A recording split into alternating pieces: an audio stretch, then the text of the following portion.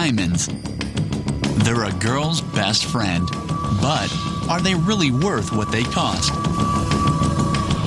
Where do they come from? Diamonds are definitely being smuggled and are making it into the legitimate diamond trade. Can you tell a fake from the real thing? Consumer can't tell the difference, or retailer can't tell the difference. What's the truth behind history's greatest gem heist? And where is the latest diamond rush happening? In the next 30 minutes, you'll find out everything you need to know. Why can't sharks stop moving? Will we ever transplant a human brain? What makes us hot or cold-blooded? Everything you need to know. In a high-security glass vault at the Smithsonian's National Gem Collection in Washington, D.C., lies the legendary Hope Diamond. We get an average of about 7 million people a year coming into the Museum of Natural History. Most of those people end up here to see the Hope Diamond. The Hope Diamond is the most visited museum object in the world. Part of the Hope's fame comes from its size. At a whopping 45 carats, it's the largest deep blue diamond known today. The Smithsonian officially lists its value as inestimable. But what is the real allure of this priceless gem? Its mysterious past. Part of what keeps us tantalized, keeps us interested in the Hope Diamond, is that there are still several mysteries buried within that history that we'd like to try to sort out. The biggest mystery is, where did it come from? The stone itself is probably over 2 billion years old, but there is no record of its original discovery. The diamond we know today as the Hope Diamond first appeared in history in 1812. We have a copy of a memorandum that was written by a jeweler describing the dark blue diamond. Ultimately, this diamond was sold to a gem collector, Henry Philip Hope. There was at least one other big blue diamond before the Hope. It came from India and was more than twice as big as the Hope. Extraordinary, beautiful, large blue diamond, weighing almost 115 carats in today's metric carats. It was absolutely pure. No faults, no cracks, no inclusions, no anything. Just a beautiful, clear stone. French King Louis XIV bought it. Unhappy with the shape, he ordered the king's master cutter to trim the 115-carat stone. The result? A 67-carat masterpiece. What they came up with was this beautiful, brilliantly sparkling stone, which was then named the French blue. It became part of the French crown jewels and was eventually passed on to King Louis XV, who had this stone set into a great emblem, a piece of jewelry worn only by the king that was known as the emblem of the Order of the Golden Fleece. But then one night, during the chaos of the French Revolution, 6 men broke into the royal storehouse and stole the crown jewels. The city was in chaos at the time. The authorities didn't know their jobs. The police were useless, and as a result, there were robberies going on all over Paris. The French blue was never recovered. But 20 years later, 2 days after the statute of limitations had expired, a 45-carat blue diamond was quietly put up for sale in London, England, and bought for the equivalent of $1 million in today's money by Henry Hope. Could the smaller Hope diamond, now the crown jewel of the Smithsonian Museum, have been chopped from the stolen French blue? Later, a team of experts at the Smithsonian use high-tech tools to find an answer. Time for a few questions to test your diamond expertise. First, what are diamonds made of? Carbon, sand, compressed igneous rock, or all of the above? The answer is carbon, and a whole lot of heat and pressure. Diamonds in the earth form about 100 or more miles below the surface, and at that location there's extremely high pressures, 700 to 1 million pounds per square inch, and extremely high temperatures, close to 3,000 degrees Fahrenheit. Pure carbon diamonds are colorless. If a certain gas was present when the diamond formed, it becomes colored. For example, traces of nitrogen make yellow diamonds. Boron makes blue. True or false? Volcanic activity brings diamonds to the surface. The answer is true. There aren't any drills that go down 100 miles. They come up through what are known as kimberlite pipes. When eruptions occur, these pipes spew tons of diamond-laden ore across the landscape. But the last eruptions happened billions of years ago. Over time, dirt and sediment covered the ore, which is why we have to dig down to find diamonds.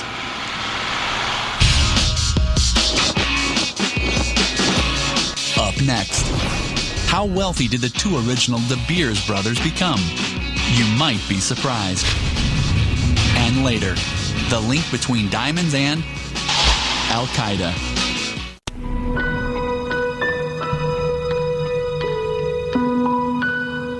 De Beers. How did the name become synonymous with diamonds? It all started in the 1870s, when prospectors traced a rich volcanic flow of kimberlite ore to a farm owned by two brothers named Johannes and Diedrich De Beer. And this then precipitated a great diamond rush, thousands of people coming from all over the world, congregating in this general area. The brothers didn't want to deal with the greedy miners, so they sold the farm to British investors for £6,300. The investment group bought up all the operations in the area, and in 1888 formed the De Beers Consolidated Mining Company, in honor of the two farmers who sold out early. De Beers were able to control 95% of the diamond market in the world, because at that time, that's where all the diamonds came from. And since then, they have been the diamond cartel. Today, De Beers Venetia diamond mine, one of the largest in the world, processes 3.5 million tons of kimberlite ore a year, producing 4 million carats of diamonds. So how does a diamond find its way from mine to market? The journey can take more than 2 years, cross 4 continents, and employ a virtual United Nations of miners, brokers, cutters, and gemologists. They follow an arcane set of rules and traditions dating back hundreds of years. The business side of diamonds, the people who buy the diamonds and cut the diamonds and trade the diamonds, this is almost like a secret society. But it's no secret that a majority of the world's diamonds pass through the De Beers Diamond Trading Company in London. We add the value here by sorting and valuing the diamonds into more than 16,000 different categories of rough diamond. De Beers funnels its diamonds to market 10 times a year through exclusive private meetings called sites. During a site, a parcel of rough diamonds, priced at an average of $10 million, is offered to a specially invited dealer, selected from the leading wholesalers of the world. The diamond business relies to a great degree on personal reputation, personal honesty. It's really a very fragile structure. In open trading halls, like this one in Antwerp, Belgium, wholesalers buy and sell millions of dollars of cut and uncut diamonds each day, without certificates, without contracts, without a single dollar changing hands. We do have a contract. If we say mazal, it's a contract. And I mean, we basically all comply by it. But without any kind of paper trail, how does the business regulate itself? The regulation is if you don't behave, you are excluded. And a man who is excluded, even if he comes with money later, people don't want to do business with this man, because this business is based on trust. Right now, with 130 million carats mined each year, diamonds are no longer the rare commodity they used to be. So why are they still so expensive? Supply control by De Beers and marketing. After World War II, diamonds weren't the first thing on people's shopping lists, especially in Europe. So De Beers decided to push the idea of the diamond engagement ring and to focus on America, where there was plenty of new money. Before the war, American newlyweds didn't feel a pressing need to buy a diamond ring. Then came one of the greatest advertising lines of all time. A diamond is forever is a great slogan. It's 4 words, and it carries all kinds of associations with it. People, when they buy a diamond, they invest it with all this meaning. They consider the relationship as well as the diamond to last forever. The diamond engagement ring became, for more than 80% of American couples, an unavoidable American tradition. Today, the U.S. is the world's largest market for diamonds.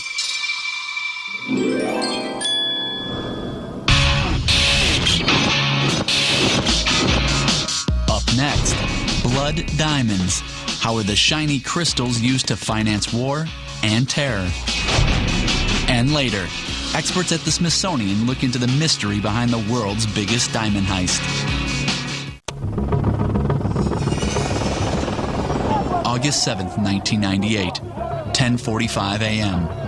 Outside American embassy compounds in Kenya and Tanzania, 2 massive car bombs detonate simultaneously, killing more than 250 people and wounding over 4,000. Terrorist organization Al-Qaeda claims responsibility. 13 days later, President Clinton signs Executive Order 13099 in an attempt to freeze the organization's assets. But it's too late. The money's gone. Where did it go? Into Central African diamonds. Conflict diamonds, or blood diamonds as they are also known, have been flooding the international market since the early 1990s. That's when rebel groups began trading the shiny little stones for bullets and machetes. Conflict diamonds are diamonds that are used to fund civil war and armed conflict in countries all over Africa, where the sale of illegitimate diamonds is used to buy weapons that are used to terrorize civilians and kill civilians. A mere handful can be worth millions of dollars. They're easy to smuggle across borders, almost impossible to trace, perfect for bribing corrupt officials or whole governments. So when you go to buy a diamond for your sweetheart, how can you be sure it's legit? Any store should be able to produce an actual chain of warranties that shows that the diamond never passed through a conflict zone or was used for conflict funding.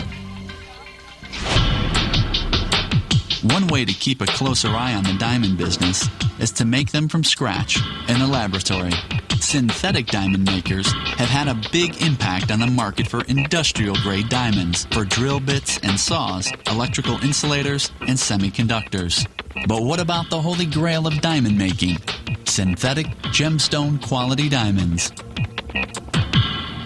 In Sarasota, Florida, a company called Genesis is now manufacturing gem-quality 3-carat colored diamonds 24 hours a day, 7 days a week. Our facility has the capability to expand to about 60,000 carats per year, which puts us to be about a small mine for natural diamonds. How do they do it? We start with a core, which looks like a white sugar cube. And there's 2 critical components, one being graphite that we have to have as a carbon source, and the second one being a diamond seed. The pressurized machine mimics the environment where diamonds once grew beneath the Earth's surface. We're working at 850,000 psi approximately, and about 14 to 1500 degrees Celsius, which translates to about 3,000 degrees Fahrenheit. But instead of millions of years, the process here only takes 4 days. And the carbon atoms on the top will come down and grow atom by atom on this little diamond seed, and it grows like a flower until we end up with a 3, 4, or 5 carat rough diamond.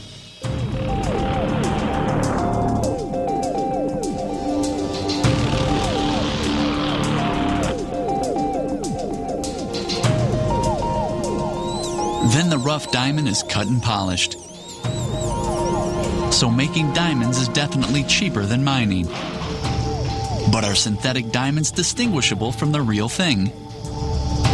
Consumer can't tell the difference, or retailer can't tell the difference.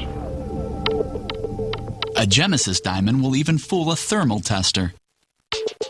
But when a gemologist is asked to pick out the man-made diamond among a group of naturals, the color gives it away. I think that the only one that I'm skeptical about is this one. I don't think that the color is natural.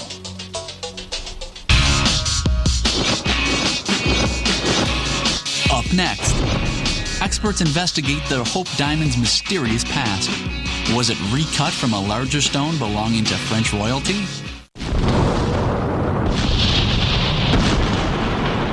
In recent years, there have been significant discoveries of diamonds in India, Brazil, Australia, even Russia. What about North America?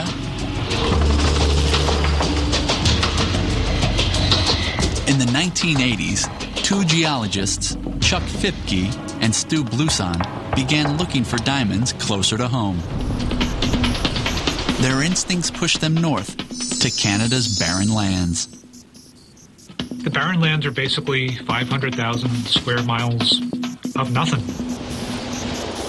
It's just rocks and permafrost and little lakes. In the winter, it could be maybe 60 or 70 degrees below zero up there with the wind chill factor. For nearly a decade, their operation in Canada proved to be a brutally futile business.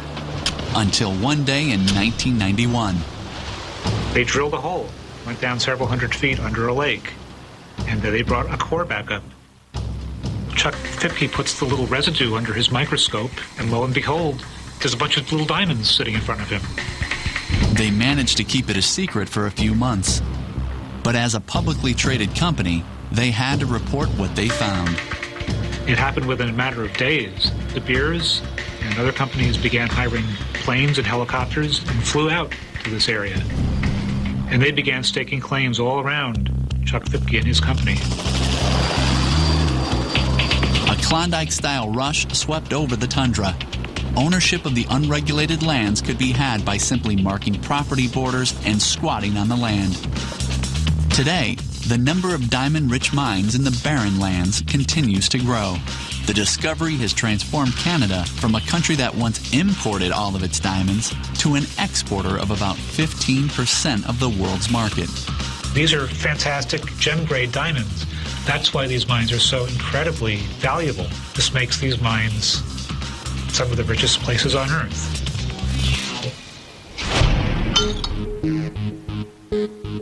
Since diamonds are synonymous with enormous wealth, people have been willing to do almost anything to possess them. Henry Hope bought the 45-carat blue diamond that would bear his name from a London market in 1812. Before that, its origins are unknown. Was it a smaller version of the 67-carat French blue diamond that had been stolen from French royalty in 1792? In 1910, French jeweler Pierre Cartier reset the Hope, surrounding it with colorless diamonds. He claimed it was cursed, perhaps to increase its mystique, and then resold it.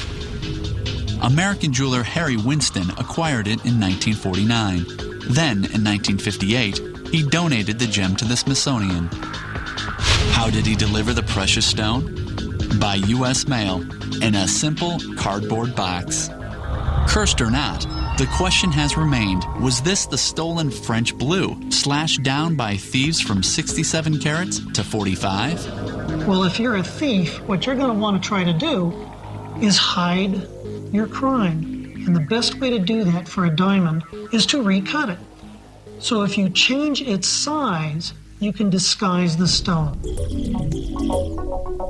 Beginning in 2004, a team of experts at the Smithsonian attempted to solve the long-standing mystery.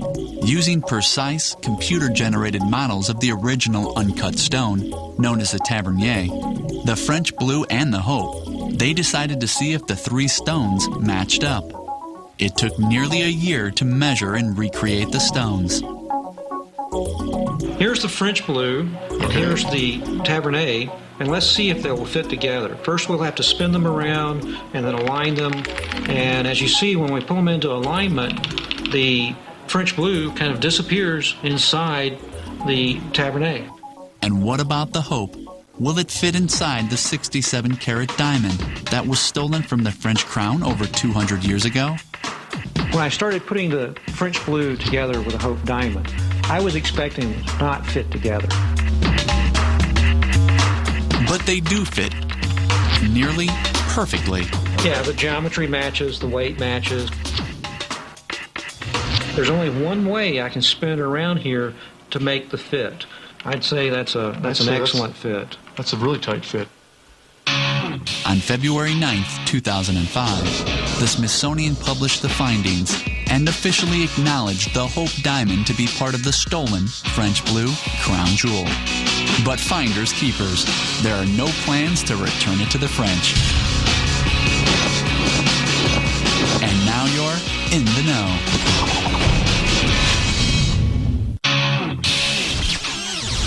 接下来，他们靠着超炫的摩托车、自我的个性以及豪放不羁的态度征服世界。